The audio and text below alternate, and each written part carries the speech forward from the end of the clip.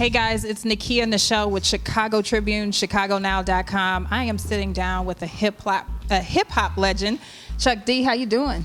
I'm good, and I'm in back in wintertime again, so I'm good. Well, you know it's Chicago, windy city, so. Yep, it's a tough city, so you better get tough when you better here. get tough when you're out here. We always changing climates, but we know how to survive. Of course you do. Speaking. We're in Music City, Culture City. Of course. Well, you know, you're main culture city, New York City, that area, you know. I was born there. You was born there, was you know. Very, you know. I want to talk to you a little bit about when I was growing up years ago. Yeah. Here, right? Here in Chicago. Here in Chicago, yeah. I definitely remember Public Enemy and Fight the Power. And now it seems like here we are today politically and things and issues that we're dealing with. And I don't see any fighting, no one's fighting the power. I don't see anyone really tackling the issues through music. Do you feel that that's lacking nowadays? Yeah, it's lacking, but it's going to be a change because there's a young spirit that's really kind of rebellious at the way that the systems are and the way that things are. So it's a lot of speaking out against that. So expect the music to change next. I think it's important for artists to be their own record labels, and I think artists are realizing that they can rely on their own areas and social media and download. That's going to make the big change itself. I know you have a couple of artists that you're working with. Are you teaching them? Because I know you're working with the youth here, and you're doing like a hip hop history and lessons, and trying to teach people a little bit more and guide them in the right light. So is that something that you're doing with your artists? Well, yeah. I don't make the claim on my artists. I think I work with people, and I teach them how to have their own labels in their own environments and social media, how to take advantage of that. We have rapstation.com, which we think is the most innovative rap station network of radio stations that are specific. Like, for example, Hip Hop Gods is a classic station that plays artists with a 15-year career. We have She Radio, which is all women. There's more women doing hip hop with producing and rhyming and putting their own labels together than ever before. We have PEPR, which is Planet Earth, Planet Rap, which is international. So there's more countries and more people around the world doing it across the world than in this little country. So we try to expose that. And on our label, the Spit Slam record label group, we have a group of artists that are interested in presenting their own labels and point of view out into the world. And we try to provide a service that makes their voices and their music get heard. So that's my calling. I mean, I have no purpose if I can't provide a service to somebody who wants to excel in the arts. And we live in a society that in this country especially, the arts are not supported like sports. True. You know, every high school team got rah-rah, it's the football team. We're gonna raise money for the basketball team and so on. We're gonna send a group to pin relays for track and field. But when it comes down to the arts, I believe the arts should be from kindergarten to 12th grade. And the information and the education, just in this city alone. If you study the music, you'll study that the music in Chicago is pretty much where all the people will come up out of. I mean, rock and roll goes back to the blues. So if the Rolling Stones 25, 30 years ago, 40 years ago are gonna visit Chicago on the regular to get, you know, the vibes from Chess Records and Muddy Waters, then we need to understand that as people who want to be in the music business, that this is already our real estate, the musicality of what we've already put down. So younger people who want to get in the music business, I think they got to learn from kindergarten to 12th grade like any other subject, because culture is important. Absolutely. I've always said that the problem being in this generation is they haven't done their research. Well, you don't expect kids to do research on their own. They're taught everything else. So the school systems are, I think they're inept in teaching the right amount of history, and that includes culture.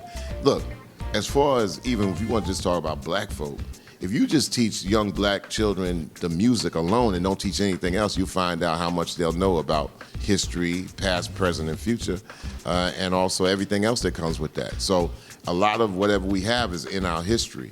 And a lot of our history is in our music. So all you got to do is just study and follow the music, and you'll find a lot of jewels.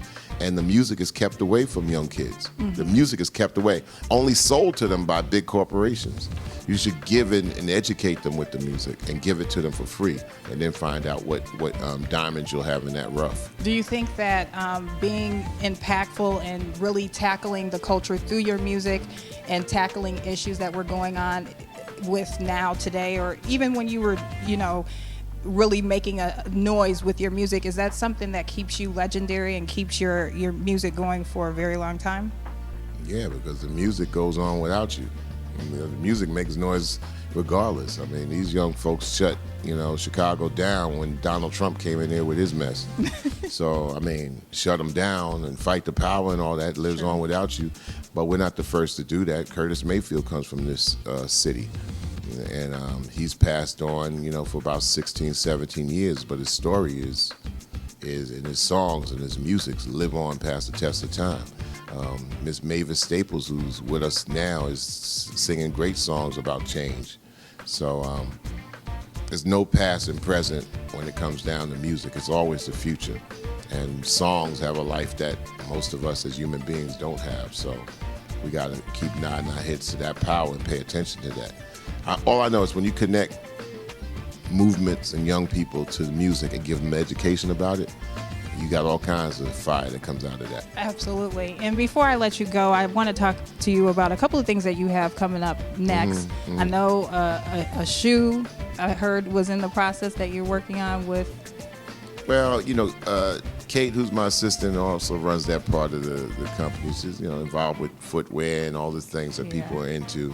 And, I'm about the music. I approve and sign off on things, but it's about the music and it's about providing service. So with us, it's Rap Station to play artists throughout the world. Spit Digital distributes artists and their labels, and that's the second priority along with the label group. And the third is always Public Enemy. So everything else that comes around those three things, we try to show people how they can do and even do better. Sports is great, but music is just as great as sports, in my opinion. Of course. It's just that music doesn't get the help that sports gets. I mean, you turn on ESPN, they got like 6 channels.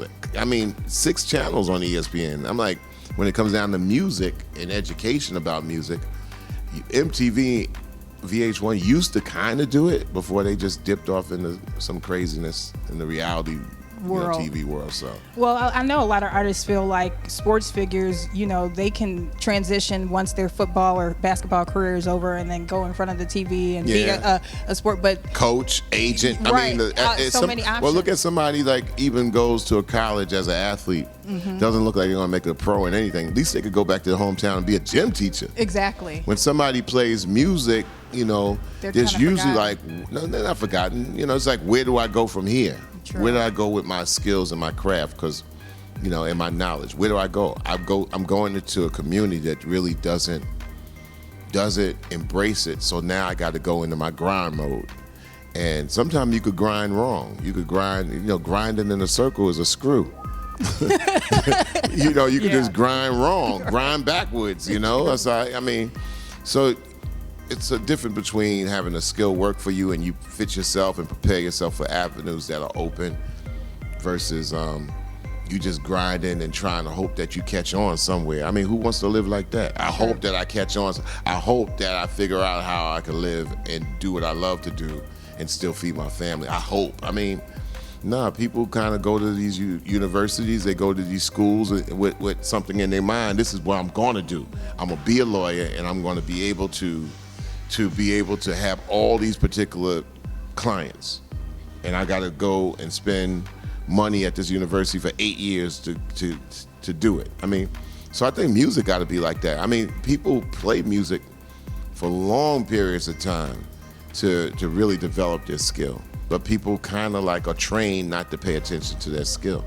Oh, you just play piano. Yeah, okay, why don't you try? Right. Oh, I don't do that, I ain't into that. Now, not only are you not into it, you can't do it right away. So we're in a day of instant gratification where somebody just thinks that because they like it, they can do it. I mean, rap just is not about, okay, I feel it and I'm gonna be a pro tomorrow. It's about how well are you gonna work on your language? How well are you gonna work on your wit? How well are you gonna work on your stage performance? Meaning that You don't learn how to actually rap in front of an audience and say, that's going to be my stage performance that I'm going to rely on. I mean, you know, go take up some theater classes. It's all the same stage. It's about presentation of what you got on the stage to an audience. So a lot of these little nuances could be learned in high school and middle school and even elementary school on how to present your art. Well, speaking of stage presence, my camera guy, Tito, he had captured a picture of you on stage at the House of Blues. You were here a couple of years ago. Oh, yeah. You jumped like this high. I was like, that's him jumping that high, like almost Michael Jordan jump. It was pretty cool. No, that was called the illusion of his photography. But I could sit here and talk to you forever and learn so much. I know we got a couple things. Well, I got a saying. I said, at my age, you know, if I can't teach, I shouldn't open my mouth to speak. So we would have had no interview then, right? I know, right? Yeah, definitely. But it was great talking to you. I hope to get and all another. the best to, you know, because this is what it's all about. You know what you're doing, which your own outlet. You're your own station. So when people say, "Oh, you're a blog or you're, you know, little videos," no, you say, "No, I am a network." Yeah, that's right. I am. You are a network inside yourself. I'm trying. I'm out here. No, you're not trying. You're doing it. I'm sitting here doing it, and I was the one that was late. So you're doing it. So thank you for doing your thing, and then more power to you. And we're down to help at any time. Hey, check this out. Chuck D, Public Enemy #1. And when I'm in Chi-Town, I hang out, and I love being on Nekia Nichelle's show, all right? So look out for me. And, yeah, we fight the power, all right?